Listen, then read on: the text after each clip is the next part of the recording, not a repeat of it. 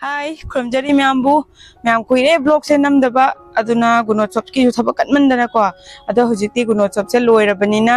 ai ngasiri chuti lawthoe aduga special blog amkhak namge tawine ba adu myam ngasi se ai pakora thongba degi singju ama adai daina mathen kha tawraga chage tawini adu sigi pakora thongba gi recipe sidi Supriya gi channel da thaina aidi tha ani ahum mamangda oimane ma thagat khibane ko aina yam chaningiba ado aina nahandi tawbanin ayukta ado hatu tawbadu da video se nam haudre ba ko aduna ngasi se phajana vlog oina semagi ai toini ado di myam makha ta ba yengminarasi ngasi gi singju machen se ngutu sida kobi leire dedi yongchak siga lekaman je ko yumda hobani lekaman ga yongchak ka kobi tusigi kenu kokna base pillar se kangbra alu gumba maku kokna base aduna dum smaina tawba to ana laidra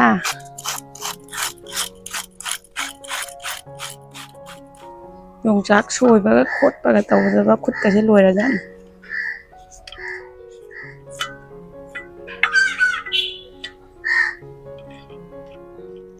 Nam makok se lokthok pa se aide mayam pamui makok se so hawe aduna makok ka yo loi soijan bro bani pun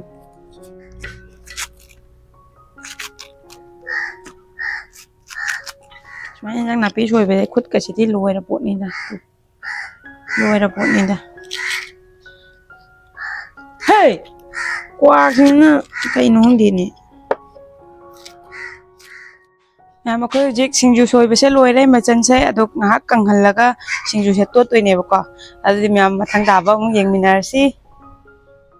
myam ai jik pakora haudoine ba ko aduna ai yenam khara len ge tawini ado ai se phagalak paga len ba pamu bana loire ba khamra len ga dause adu len dabdi yaroi aduna ai pambi ani khak le lage sidagi tam tawroi khut ka se thak ni len ba da cha e da ai fajare fajabu fajadra hairone pambi ani ama silaire ahum khak oina le lage da somdei siga pambi ahum khak le lage yare blade se thamamage yengdum yam tha bu tha de ha khut che khara hot pe ma thau dai ne cha ba khara phangna ba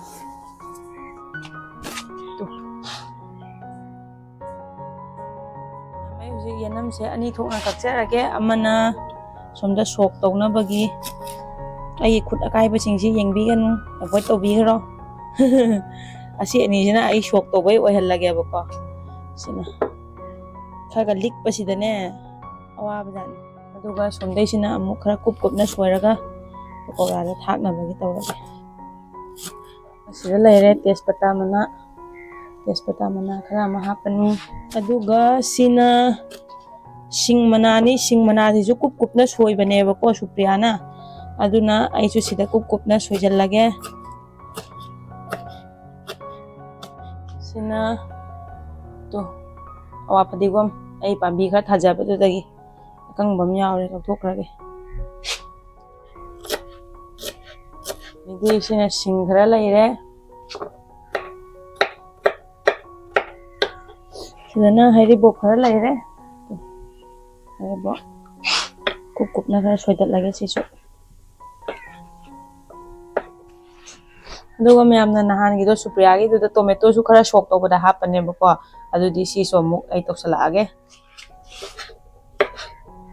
myam tu chamthok pa loire sisu sida thamjarage ro tek pa khara ama mur angang ba khara ama adu sina ta khai bai khara ama ka athamage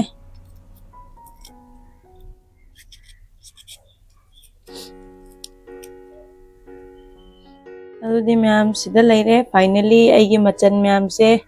ngasigi pakora thongbagi adudi yengminarasi mathang myam sina hawai sok tawdoine ba ko mai video da yawbani myam full video dudi magi Supriya gi channel lagi dum yengbiro ado magi channel smaina hawai khara mix tawraga kamthoe ba ko ado isu tawba loire huji ꯃꯌꯥꯝ ꯈꯥꯡꯁꯦ ꯃꯁꯛꯇꯤ ꯊꯤꯗꯛ ꯇꯧꯕꯅꯦ ꯑꯗꯣ ꯐꯖꯕꯗꯤ ꯌꯥꯝ ꯂꯩꯌꯦꯕꯀꯣ ꯑꯗꯣ ꯁꯤꯖꯤꯟꯅꯅꯤꯡꯗꯕ ꯍꯥꯏꯇꯥꯔꯦ ꯁꯤꯅ ꯈꯔ ꯅꯨꯡꯉꯥꯏꯖꯕꯗꯣ ꯑꯗꯨꯗꯤ ꯈꯥꯡ ꯁꯥꯔꯦ ꯑꯩ ꯊꯥꯎꯁꯦ ꯑꯃꯨꯛ ꯍꯩꯖꯔꯛꯑꯒꯦ ꯄꯀꯧꯔꯥꯗꯗꯤ ꯈꯔ ꯊꯥꯎ ꯌꯥꯝ ꯆꯪꯕꯒꯨꯝ ꯇꯧꯕꯅꯤ ꯌꯥꯗꯧ ꯃꯥꯜꯂꯦ ꯁꯥꯔꯛꯑꯁꯅꯨ ꯁꯤ ꯑꯃꯨꯛ ꯃꯌꯥꯝ ꯑꯩ ꯍꯧꯖꯤꯛ ꯀꯩꯅꯣ ꯇꯧꯔꯒꯦ ꯕꯦꯁꯣꯟꯁꯦ ꯍꯥꯞꯆꯤꯜꯂꯒꯦ ꯈꯔ ꯁꯤ ꯌꯥꯔꯅꯤ ꯃꯣꯔꯣꯛ ꯃꯀꯨꯞ ꯈꯔ ꯍꯥꯞꯆꯤꯜꯂꯒꯦ ꯊꯨꯝ ꯈꯔ ꯑꯃ ꯍꯥꯞꯆꯤꯜꯂꯒꯦ ꯃꯣꯔꯣꯛ ꯑꯩ ꯃꯆꯨꯅꯤꯍꯦ ꯁꯤꯅ ꯐꯗꯤꯒꯣꯝ ꯄꯥꯎꯗꯔ ꯈꯔ ꯍꯥꯞꯆꯤꯜꯂꯒꯦ ꯑꯗꯨꯒ ꯁꯤꯒꯤ ꯃꯣꯔꯣꯛꯁꯤꯁꯨ ꯀꯨꯞ ꯀꯨꯞꯅ ꯈꯔ ꯁꯣꯏꯖꯤꯜꯂꯒ ꯍꯥꯞꯆꯤꯜꯂꯒꯦ ꯅꯝꯃꯜꯂꯗ꯭ꯔꯥ ꯈꯪꯗꯦ ꯑꯗꯨ ꯍꯥꯞꯆꯤꯜꯂꯒꯦ ꯋꯥ ꯐꯗꯤꯒꯣꯝ ꯈꯔ ꯍꯥꯞꯆꯤꯜꯂꯒꯦ ꯁꯤꯅ ꯍꯥꯞꯄꯅꯤ ꯁꯤꯡ ꯃꯅꯥꯁꯦ ꯈꯔ ꯍꯥꯞꯆꯤꯜꯂꯒꯦ ꯑꯗꯨꯒ ꯁꯤꯁꯦ ꯑꯃꯨꯛ ꯍꯥꯞꯆꯤꯜꯂꯒꯦ ꯁꯣꯝꯗ ꯁꯨꯗꯥꯁꯦ ꯈꯔ ꯑꯃ ꯊꯥꯛꯆꯤꯜꯂꯒꯦꯀꯣ ꯁꯨꯃꯥꯏꯅ ꯃꯌꯥꯝ ꯊꯥꯎ ꯑꯁꯥꯕ ꯈꯔ ꯍꯩꯖꯔꯒꯦ ꯃꯌꯥꯝꯁꯦ ꯍꯧꯖꯤꯛ ꯇꯣꯠꯆꯔꯛꯑꯒꯦ ꯏꯁꯤꯡ ꯍꯥꯞꯆꯤꯜꯂꯒ ꯗꯥꯏꯔꯦꯛ ꯇꯣꯠꯂꯒꯦ ꯚꯤꯗꯤꯑꯣ ꯁꯦꯝꯕꯁꯦ ꯑꯋꯥꯕ ꯅꯠꯇꯦ ꯅꯨꯡꯉꯥꯏꯕ ꯊꯕꯛ ꯅꯠꯇꯦ ꯀꯣꯛꯀ ꯆꯥꯛꯑꯦ ꯀꯣꯛꯀ ꯉꯥꯎꯈꯠꯂꯛꯑꯦ ꯈꯔ ꯔꯦꯁ ꯂꯧꯖꯒꯦꯅ ꯁꯨꯇꯤ ꯂꯧꯕ꯭ꯔꯥ ꯍꯥꯏꯕꯨ ꯁꯤꯗꯣꯔꯦ ꯃꯥꯏꯗꯨꯕꯨ ꯃꯍꯤꯗꯣ ꯀꯌꯥꯝ ꯅꯪꯈꯤꯒꯦ ꯁꯨꯃꯥꯏ ꯁꯨꯝ ꯑꯣꯏꯈꯤꯒꯨꯝ ꯇꯧꯕꯅꯤꯗ ꯈꯤꯇꯪ ꯍꯥꯞꯆꯤꯜꯂꯒꯦ ꯁꯠ ꯇꯧꯔꯨꯔꯒꯦ ꯃꯌꯥꯝ ꯊꯦꯡꯖꯤꯜꯂꯛꯑꯦ ꯍꯧꯖꯤꯛ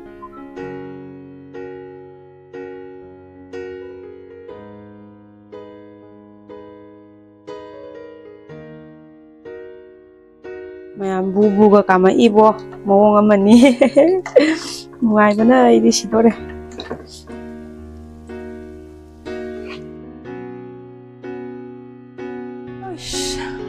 ꯃꯌꯥꯝ ꯄꯀꯧꯔꯥꯁꯦ ꯍꯧꯕꯗꯤ ꯁꯨꯃꯥꯏꯅ ꯍꯧꯕ ꯂꯣꯏꯔꯦ ꯑꯗꯩ ꯍꯧꯖꯤꯛ ꯁꯣꯛ ꯇꯧꯕꯒꯤ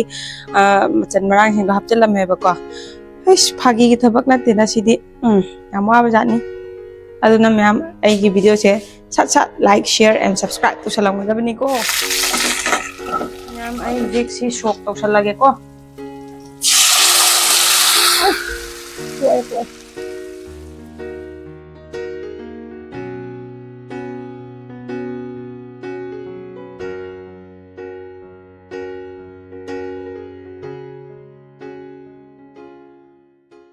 ꯃꯌꯥꯝ ꯑꯩ ꯍꯧꯖꯤꯛ ꯄꯀꯧꯔꯥ ꯊꯣꯡꯕꯁꯨ ꯂꯣꯏꯔꯦ ꯑꯗꯩ ꯆꯥꯛ ꯀꯥꯝꯕ ꯈꯣꯠꯄ ꯂꯣꯏ ꯂꯣꯏꯔꯦꯕꯀꯣ ꯑꯗꯩ ꯃꯣꯔꯣꯛꯁꯦ ꯍꯧꯖꯤꯛ ꯉꯧꯔꯒ ꯄꯨꯊꯣꯔꯛꯑꯦ ꯁꯨꯃꯥꯏꯅ ꯑꯗꯣ ꯁꯤꯅ ꯅꯨꯁꯨꯛꯅꯤ ꯁꯤꯅ ꯕꯦꯁꯟꯅꯤ ꯑꯗ ꯑꯩ ꯃꯆꯜꯁꯦ ꯍꯧꯖꯤꯛ ꯁꯤꯡꯖꯨꯁꯦ ꯁꯨꯊꯔꯛꯑꯒꯦꯕꯀꯣ ꯌꯦꯡꯃꯤꯟꯅꯔꯁꯤ ꯌꯣꯡꯆꯥꯛꯁꯤꯅ ꯈꯔ ꯈꯔ ꯐꯪꯅꯕ ꯀꯟꯇꯛ ꯀꯟꯇꯛ ꯁꯤ ꯌꯥꯔꯦ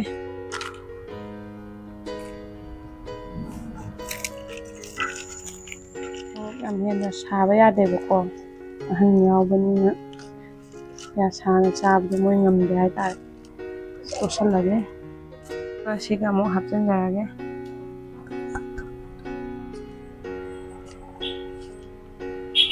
ꯂꯣꯏꯔꯦ ꯃꯌꯥꯝ ꯁꯤꯡꯖꯨ ꯁꯨꯕ ꯑꯃꯨꯛ ꯌꯦꯡꯃꯤꯟꯅꯔꯁꯤ ꯍꯥꯏ ꯃꯌꯥꯝ ꯑꯩ ꯍꯧꯖꯤꯛ ꯊꯣꯡꯕ ꯂꯣꯏꯔꯦ ꯃꯊꯦꯜꯗꯣ ꯉꯁꯥꯏ ꯇꯧꯈꯤꯕꯗꯨꯅꯤ ꯄꯀꯧꯔꯥ ꯊꯣꯡꯕꯒ ꯁꯤꯡꯖꯨꯒ ꯏꯆꯝ ꯆꯝꯅ ꯆꯥꯕꯁꯦ ꯈꯪꯕ꯭ꯔꯥ ꯃꯤ ꯑꯇꯣꯞꯄꯒꯤ ꯚꯤꯗꯤꯑꯣꯗ ꯂꯥꯗꯒ ꯇꯧꯔꯒ ꯆꯥꯕꯗꯣ ꯑꯗꯣ ꯑꯩ ꯌꯥꯝ ꯆꯥꯖꯅꯤꯡꯉꯦꯕꯀꯣ ꯂꯥꯗ ꯑꯗꯣ ꯂꯥꯁꯦ ꯑꯃꯠꯇ ꯂꯩꯇꯦ ꯍꯥꯏꯕ ꯇꯥꯔꯦ ꯑꯩꯈꯣꯏ ꯁꯤꯗ ꯂꯥ ꯃꯆꯦꯠ ꯑꯝꯇ ꯐꯪꯗꯦ ꯑꯗꯨꯅ ꯑꯩ ꯁꯤ ꯄ꯭ꯂꯦꯠꯁꯤꯗ ꯑꯗꯨꯝ ꯆꯥꯖꯔꯛꯑꯒꯦ ꯑꯗꯨꯒ ꯃꯌꯥꯝ ꯑꯩꯒꯤꯁꯦ ꯍꯥꯎꯗꯧꯗꯤ ꯌꯥꯝ ꯃꯥꯜꯂꯦ ꯑꯗꯣ ꯌꯦꯡꯉꯁꯤ ꯆꯥꯃꯤꯟꯅꯔꯁꯤ ꯃꯍꯤꯁꯦ ꯍꯥꯞꯊꯔꯒꯦ ꯁꯨꯃꯥꯏꯅ ꯑꯁ ꯍꯥꯎꯗꯧꯗꯤ ꯃꯥꯜꯂꯦ ꯃꯌꯥꯝꯒꯤ ꯆꯥꯛꯈꯣꯝ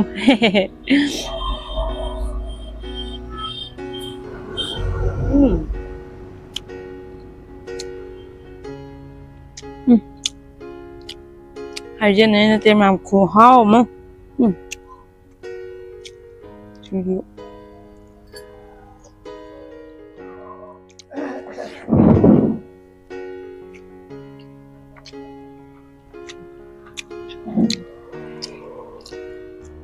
ꯃꯌꯥꯝ ꯐꯖꯅ ꯍꯥꯎꯋꯦ ꯑꯩ ꯐꯖꯅ ꯍꯩꯔꯦ ꯊꯣꯡꯕꯁꯦ